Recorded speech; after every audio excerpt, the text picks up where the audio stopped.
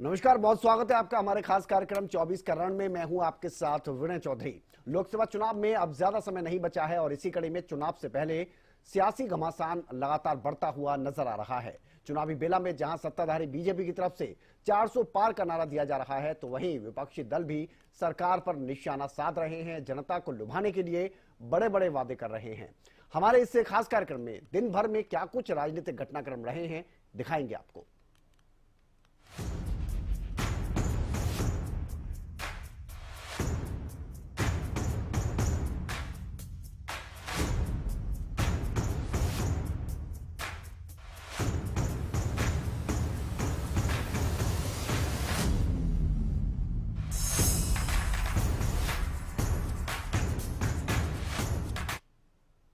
तो लोकसभा चुनाव को लेकर जैसे ही तारीखें साफ हुई, उसके बाद चुनाव प्रचार भी शुरू हो गया और अब यह चुनाव प्रचार पूरी तरह से शवाब पर नजर आ रहा है। इसी कड़ी में प्रधानमंत्री नरेंद्र मोदी ने तमिलनाडु में जनसभा को संबोधित किया और बोले कि एनडीए सरकार सबका साथ सबका विकास के विजन पर काम कर रही है। पीएम ने इस दौरान विपक्ष को निशाने पर लेते हुए कहा कि ये लोग सनातन धर्म को समाप्त करने की धमकी दे रहे हैं।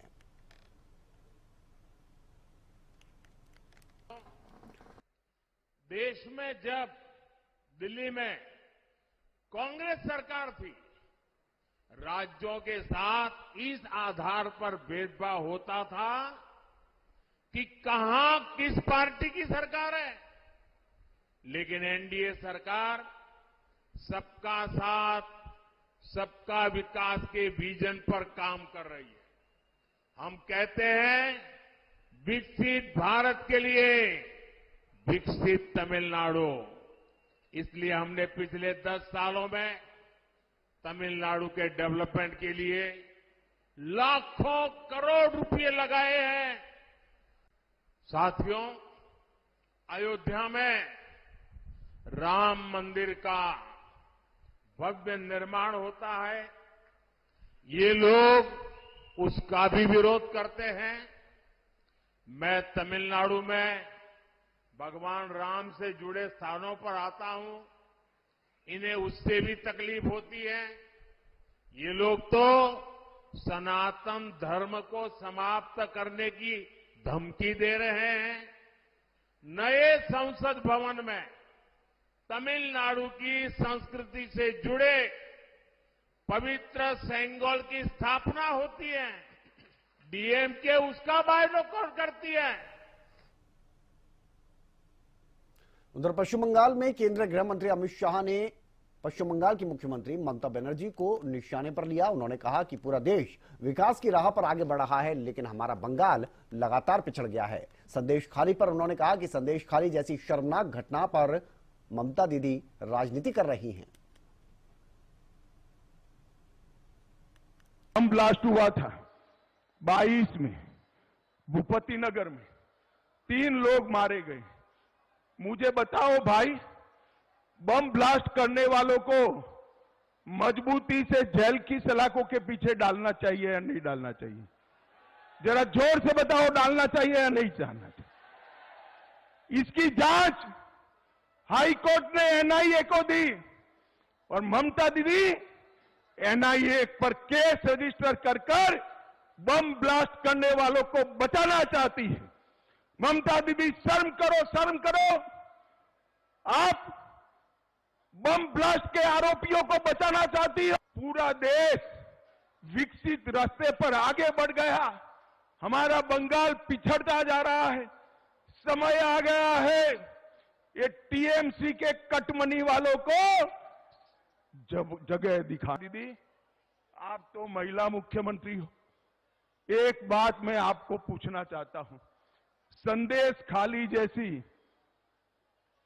शर्मनाक घटना में भी आप पॉलिटिक्स कर रही हो। सालों तक आपके नाक के नीचे महिलाओं पर अत्याचार होता रहा। तृणमूल कांग्रेस के गुंडे अत्याचार करते रहे। जब इसको पकड़ने गए, ईडी पर पथराव किया। जब हाई कोर्ट ने कहा, तब सरेंडर किया।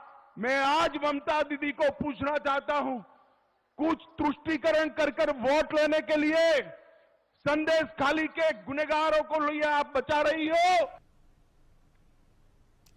उधर भारतीय जनता पार्टी ने लोकसभा चुनाव के लिए एक और लिस्ट जारी कर दी है उम्मीदवारों की, और इस लिस्ट में 9 उम्मीदवारों के नाम हैं। इनमें उत्तर प्रदेश की 7 सीटें हैं, इसके अलावा पश्चिम बंगाल की आसनसोल और इसके अलावा चंडीगढ़ की सीट शामिल है।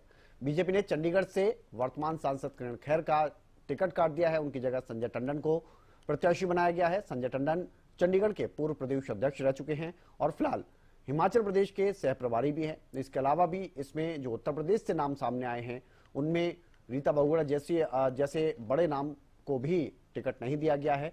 तो इस बार काफी कुछ बदलाव इस लिस्ट की अगर बात करें, नाम भले ही कम हो लेकिन काफी बदलाव देखने को मिले हैं।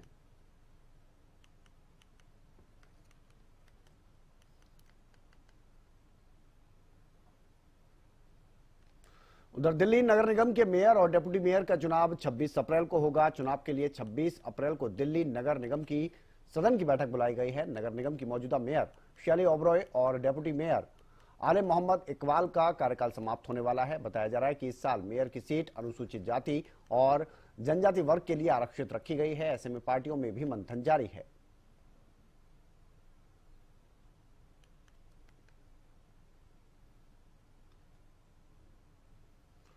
उधर चुनाव से पहले आम आदमी पार्टी को एक और बड़ा झटका लगा है। राजकुमार आनंद ने पार्टी से इस्तीफा दे दिया। इस्तीफा देने के बाद राजकुमार आनंद ने किसी अन्य पार्टी को ज्वाइन करने की संभावनाओं को भी खारिज कर दिया।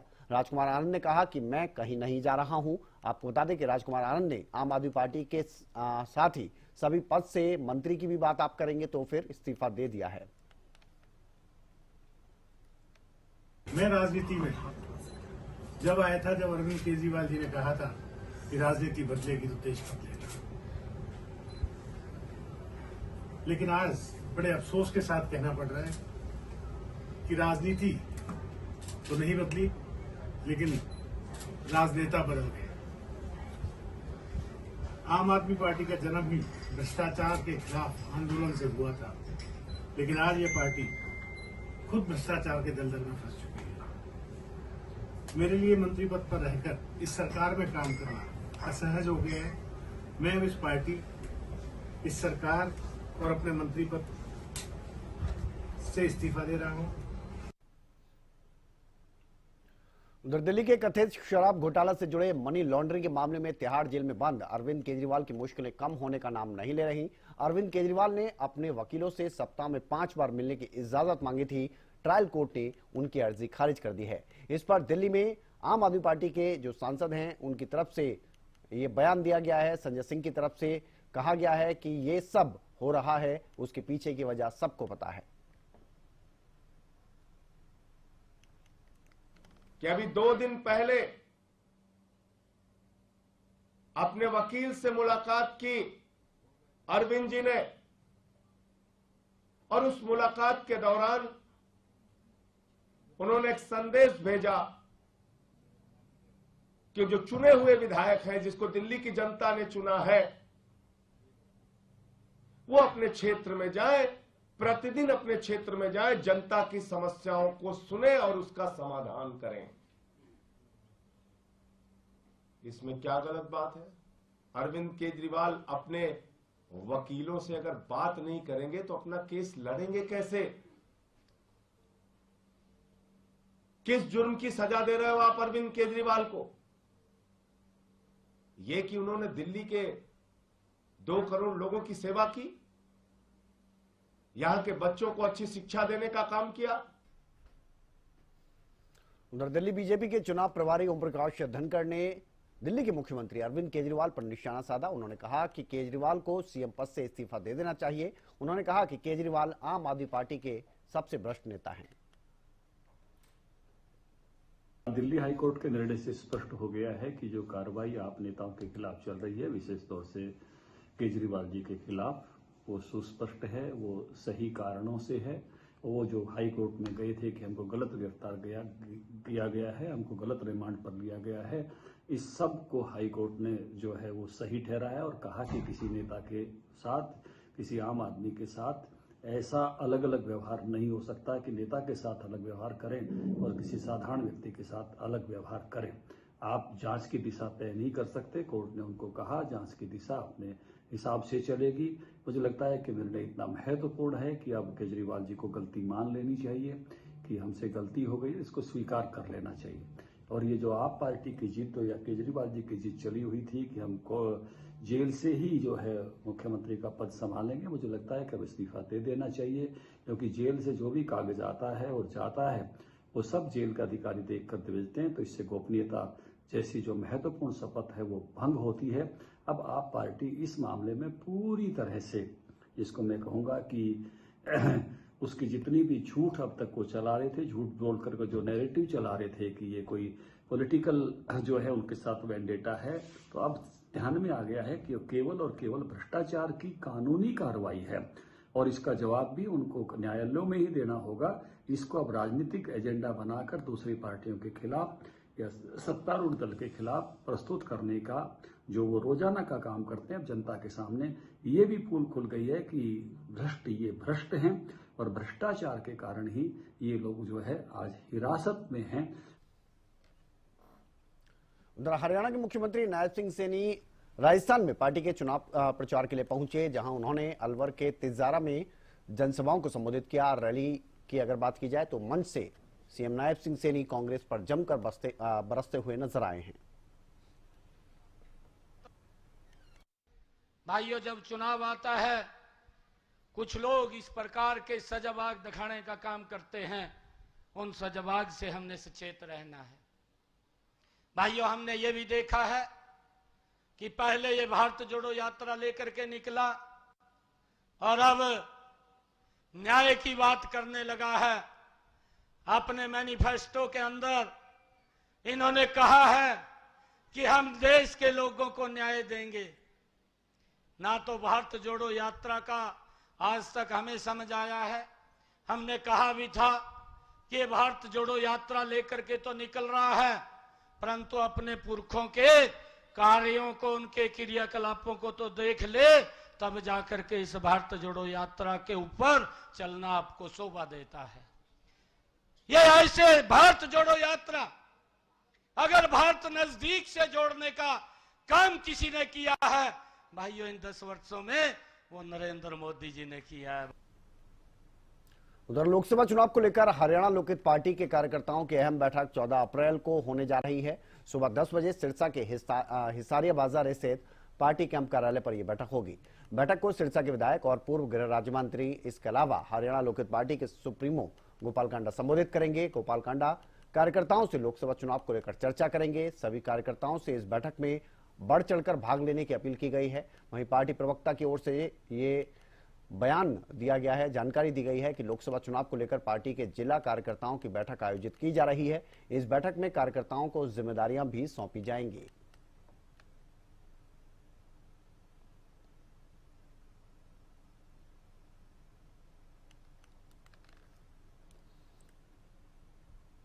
उधर लोकसभा चुनाव से पहले जननायक जनता पार्टी यानी जेजेपी को लगातार झटके लग रहे हैं, लेकिन सबसे बड़ा झटका जो लगा है वो लगा है मीनू बेनीवाल के तौर पर। अजय चौटाला और दुष्यंत चौटाला के सबसे करीबी माने जाने वाले मीनू बेनीवाल की तरफ से पार्टी को अलविदा कह दिया गया और बीजेपी का हाथ उन्होंने थाम लिया है।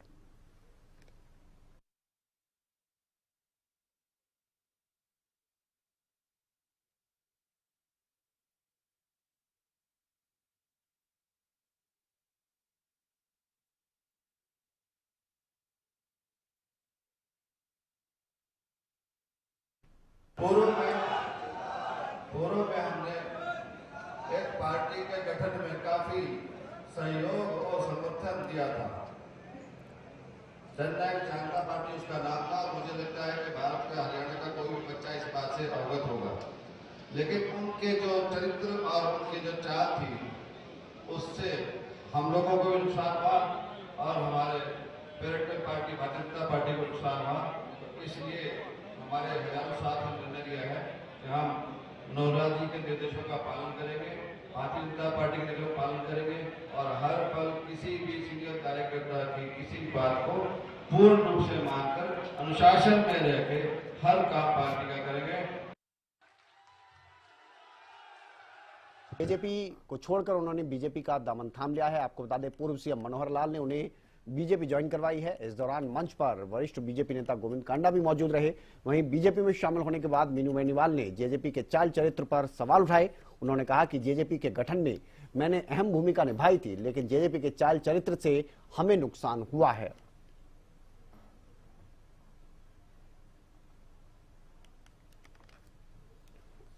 तो चुनाव से पहले जेजेपी की जो परेशानियां हैं वो कम होने का नाम नहीं ले रही। हरियाणा के अलग अलग हिस्सों में गांव की अगर आप बात करेंगे तो जेजेपी नेताओं का लगातार विरोध किया जा रहा है। इसी कड़ी में डब्बाली के पिपली गांव की अगर बात की जाए तो यहां दिग्विजय चौटाला को विरोध का सामना करना पड़ा। और पिछले दिनों की अगर आप देखेंगे घटनाक्रम तो इन तस्वीरों के जरिए आप समझ सकेंगे कि किस तरह से अजय चौटाला को भवानीखेड़ा में विरोध का सामना करना पड़ा था। नारनौन के अलग अलग गांव, चाहे नाडा गांव की बात करें, गामड़ा की बात करें या खानपुर सिंदल की बात करें, या दुष्यंत चौटाला को भी विरोध का सामना करना पड़ा था।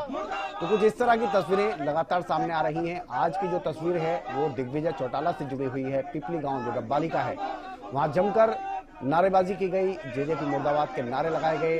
दिग्विजय चौटाला जो थे वो बात करने की कोशिश कर रहे थे, लेकिन ग्रामीणों ने एक न सुनी। किसानों के अनदेखी के आरोप लगाए गए। और इससे पहले कुंगड़ गांव भवानीखेड़ा से भी तस्वीर सामने आई थी, आपको बता दें, जब अजय चौटाला को विरोध का सामना करना पड़ा था। नांडा गांव, नारनौंद, इसके अलावा आपको बता दें खानपुर सिंदल की बात कर लें या गामड़ा गांव की, यहाँ दुष्यंत चौटाला पहले ही विरोध का सामना कर चुके हैं। तो लोकसभा चुनाव से पहले इस तरह की तस्वीरें आना वाकई जेजेपी के लिए अच्छे संकेत नहीं है।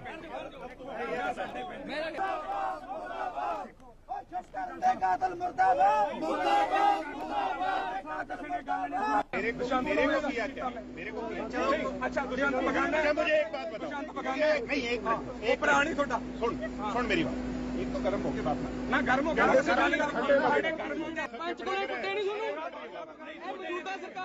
पड़ रहा है। सबसे पहले आपको बता दें जो दुष्यंत चौटाला हैं उनको विरोध का सामना करना पड़ा था। उसके बाद अजय चौटाला को, अब दिग्विजय चौटाला को। ये दो तस्वीरें दिखा रहे हैं जो आज का घटनाक्रम है।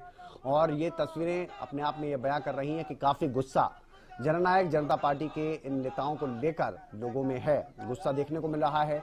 और ये दिग्विजय चौटाला को विरोध का किस तरह से सामना करना पड़ा, पहली तस्वीर में आपको दिखा रहे हैं। दूसरी तस्वीर में वहीं पर लोग बैठ गए, उन्होंने कहा कि आगे नहीं जाने देंगे और जेजेपी मुर्दाबाद के नारे लगाए गए, काले झंडे भी दिखाए गए।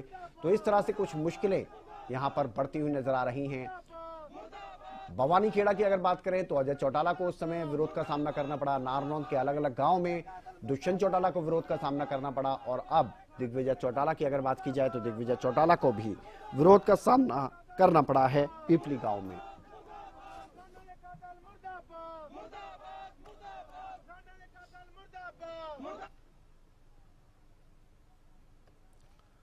और एक बड़ी खबर का रुख कर लेते हैं। इस वक्त की बड़ी और अहम खबर आपको बता दें, कांग्रेस के राष्ट्रीय अध्यक्ष मल्लिकार्जुन खड़गे की अगर बात की जाए तो उनसे चौधरी वीरेंद्र सिंह ने मुलाकात की है। दिल्ली में दोनों नेताओं के बीच मुलाकात हुई। और जैसा कि आप जानते हैं कि अभी मंगलवार को ही चौधरी वीरेंद्र ने कांग्रेस में वापसी की है। तो दोनों नेताओं के बीच ये अहम मुलाकात हुई है। बड़ी खबर इस वक्त की, मल्लिकार्जुन खड़गे जो कि कांग्रेस के राष्ट्रीय अध्यक्ष हैं, उनसे पूर्व केंद्रीय मंत्री और कांग्रेस नेता चौधरी वीरेंद्र सिंह ने मुलाकात की। और ये पहली मुलाकात आपको बता दें इसलिए है क्योंकि मंगलवार को ज्वाइन की थी कांग्रेस दोबारा से। इस दौरान उनकी पत्नी और पूर्व विधायक प्रेमलता ने भी ज्वाइन की थी। तो ये बड़ी खबर है इस वक्त की। और खासतौर पर लोकसभा चुनाव की अगर बात की जाए तो बिल्कुल सर पर हैं। और उन्हीं को लेकर, क्योंकि हरियाणा के नजरिए से देखें तो हरियाणा को लेकर अभी तक कांग्रेस की तरफ से पत्ते नहीं खोले गए हैं। तो ये भी हो सकता है कि यहां पर बृजेंद्र सिंह के लिए बात हो। ये भी हो सकता है कि जो उम्मीदवारों की लिस्ट आनी है उस पर भी मंथन किया जाए, उसको लेकर भी बात की जाए। तो बड़ी खबर इस वक्त की, चौधरी वीरेंद्र सिंह की मुलाकात कांग्रेस के राष्ट्रीय अध्यक्ष मल्लिकार्जुन खड़गे से दिल्ली में, दोनों की ये अहम मुलाकात हुई है। तो बड़ी खबर इस वक्त की। और चौधरी वीरेंद्र सिंह की अगर बात की जाए तो उन्होंने मंगलवार को ही, यानी कल की अगर बात की जाए तो उन्होंने बीते कल ही कांग्रेस में वापसी की। और उसके बाद अब ये पहली मुलाकात कांग्रेस के राष्ट्रीय अध्यक्ष के साथ, कांग्रेस के राष्ट्रीय अध्यक्ष मल्लिकार्जुन खड़गे, उनके साथ मुलाकात। और हरियाणा में अगर देखा जाए तो अब तक कांग्रेस के जो लोकसभा के उम्मीदवार हैं उनको लेकर तस्वीर साफ नहीं की गई है। तो ऐसे में ये मुलाकात और ज्यादा अहम मानी जा रही है। क्या उन उम्मीदवारों को लेकर मंथन हो रहा है? क्या चौधरी वीरेंद्र सिंह ने अपने बेटे को लेकर भी बात की है। तमाम चीजें बहुत जल्द साफ हो जाएंगी। ये तस्वीर हम आपको दिखा रहे हैं जब चौधरी वीरेंद्र सिंह ने मल्लिकार्जुन खड़गे से मुलाकात की।